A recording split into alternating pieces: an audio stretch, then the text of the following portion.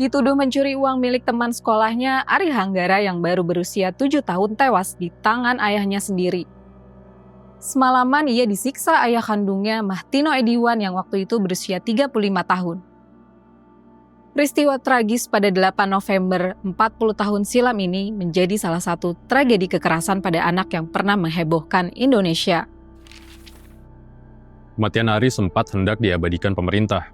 Waktu itu, Menteri Pendidikan dan Kebudayaan Nugroho Noto Susanto sempat ingin membuat patung Ari di depan kantornya sebagai peringatan. Tapi Bunda Ari memprotesnya. Pada November 1984 sampai 1985, Tempo melaporkan peristiwa ini dengan cukup detail, termasuk jalannya persidangan untuk ayah dan ibu tiri Ari. Lalu, bagaimana kisah tragis ini terjadi? Dan inilah Putar balik.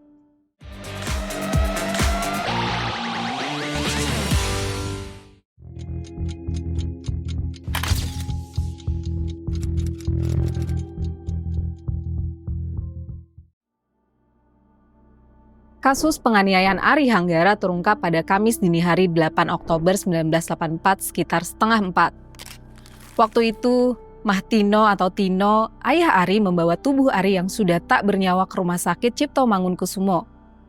Sekujur tubuh Ari penuh luka.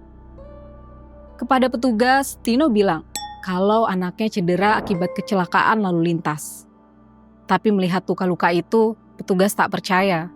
Rumah sakit pun menghubungi polisi. Pada Jumat siang ketika hendak mengambil jenazah Ari, Mahtino pun ditangkap.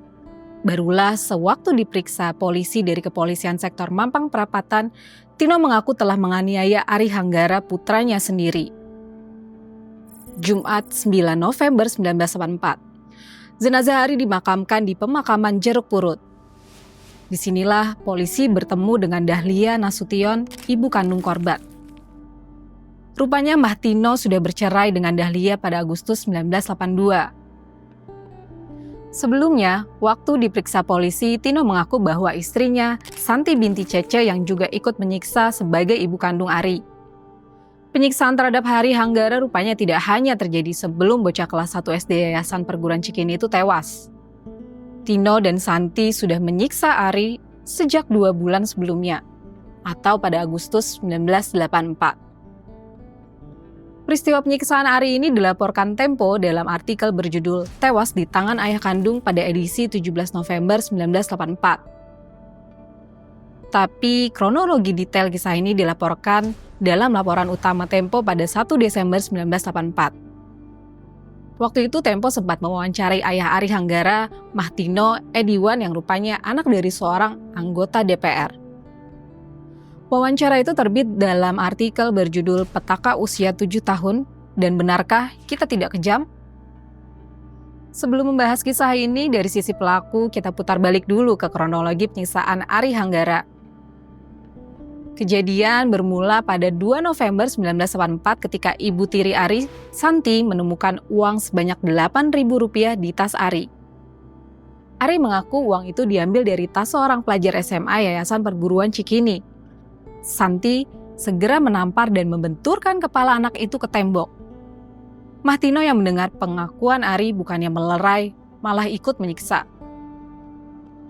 Tino memukuli Ari dengan tangkai sapu, menyuruh Ari berdiri menghadap tembok, mengikat tangannya, dan memerintahkan Ari berjongkok dan berdiri beberapa kali sampai anak itu kelelahan. Tindakan sadis Tino dan Santi berlanjut. Ari tak diberi makan juga minum. Ari juga kedinginan karena tak memakai baju. 5 hari lamanya Ari menjalani siksaan, sampai-sampai ia tak masuk sekolah. Pada hari kelima, yakni 7 November 1984, tengah malam Tino menjumpai Ari sedang duduk. Padahal sebelumnya Tino menyuruh Ari berdiri menghadap tembok. Tino malah kembali menghajar Ari dengan pukulan yang lebih keras. Tino lalu memaksa Ari masuk ke kamar mandi.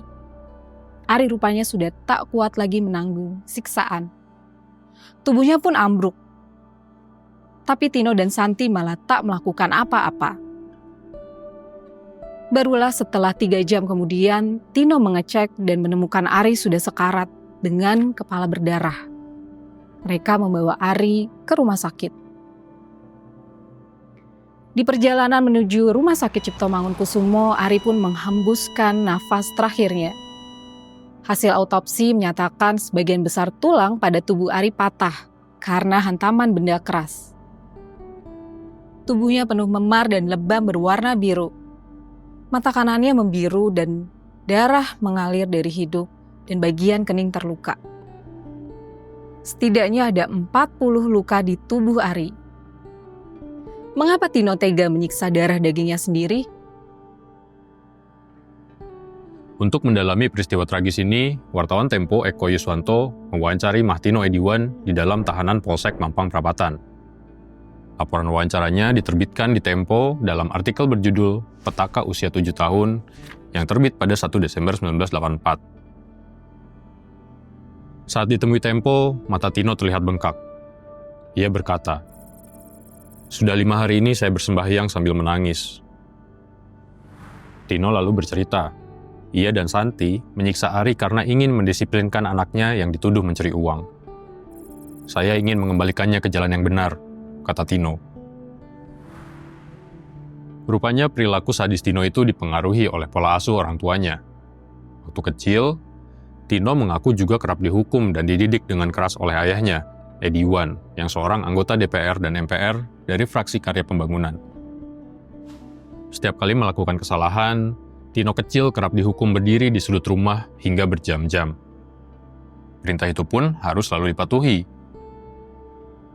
Kepada Tempo, Tino mengaku ingin mendidik Ari seperti ia dididik ayahnya dulu.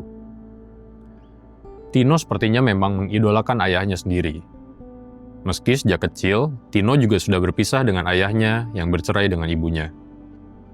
Tapi gara-gara terlalu berpatokan pada ayahnya itulah, Tino juga mengaku merasa terbebani dengan kesuksesan ayahnya. Di zaman kemerdekaan, Ediwan mendirikan sekaligus jadi Ketua Koperasi Perikanan Indonesia. Lalu ia pernah menjadi Sekretaris Bank Koperasi Indonesia, serta pernah juga menjadi dosen pada Akademi Usaha Perikanan dan Akademi Koperasi. Sukses Ediwan inilah agaknya yang kemudian selalu membayangi Tino. Menurut Dahlia, ibu kandung Ari, sewaktu masih berumah tangga sebetulnya Mahtino adalah suami yang baik. Tak terlihat tanda-tanda ia menyukai kekerasan, kata Dahlia. Tino hanya tidak suka melihat anak-anaknya menangis. Bersama Dahlia, Tino memiliki 4 anak. Ari merupakan anak kedua pasangan itu. Rumah tangga mereka mulai retak setelah anak ketiga mereka lahir. Rupanya saat itu Tino mulai dekat dengan Santi. Dahlia pun pulang ke rumah orang tuanya di Bogor. Tino hanya sesekali menjenguk mereka. Untuk berbagi beban, Lia menyerahkan pengasuhan Ari dan kakaknya kepada Tino. Dan pada Juli 1982, Dahlia dan Tino resmi bercerai. Tapi setelah bercerai, Tino enggan menyerahkan Ari dan kakaknya kepada Lia. Perangai Tino disebut berubah setelah ia menikah dengan Santi. Pada 1984, Tino yang tak punya pekerjaan tetap malah menggantungkan hidup kepada istrinya itu. Saat penyiksaan terhadap Ari terjadi pun, Tino sedang menganggur. Dan ketika itu, hampir setiap hari, Tino mengaku kerap ditanya oleh istrinya kapan akan mencari pekerjaan. Diam-diam Tino dan Santi memendam konflik. Akibatnya, Arilah yang menjadi korban pelampiasan emosi mereka. Apalagi menurut pengakuan Karsi, seorang asisten rumah tangga di keluarga itu, Ari memang cenderung anak yang aktif dan dianggap bukan anak penurut. Tino mengaku menyesal telah menyiksa Ari, darah dagingnya sendiri. "Saya akan menjalani hukuman dengan kepasrahan sepenuhnya," kata Tino pada Tempo. Dalam persidangan pada Januari 1985, Mahtino didakwa dengan hukuman 20 tahun penjara, sementara Santi, sang ibu tiri, didakwa dengan hukuman 15 tahun penjara. Tapi, dalam sidang vonis di Pengadilan Negeri Jakarta Selatan, hakim menjatuhkan hukuman lebih ringan dari dakwaan. Tino hanya divonis 5 tahun penjara, sementara Santi divonis 2 tahun penjara, karena dianggap sekadar membantu Tino dalam menyiksa Ari. Sebelum persidangan, rupanya Santi sempat mendatangi Dahlia. Dengan bercucuran air mata, Santi meminta maaf kepada ibu kandung Ari itu. Dahlia pun sepertinya memaafkan Santi. Semua sudah kehendak Tuhan, kata Dahlia. Kisah tragis Ari Hanggara yang mendapat perhatian secara nasional akhirnya difilmkan. Pada 1985, sutradara Frank Rory Pandey merilis film berjudul Ari Hanggara.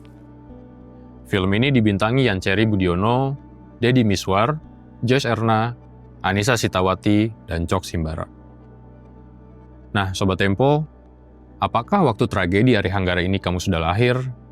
Apa yang kamu ingat dari peristiwa itu? Tuliskan pendapatmu di kolom komentar.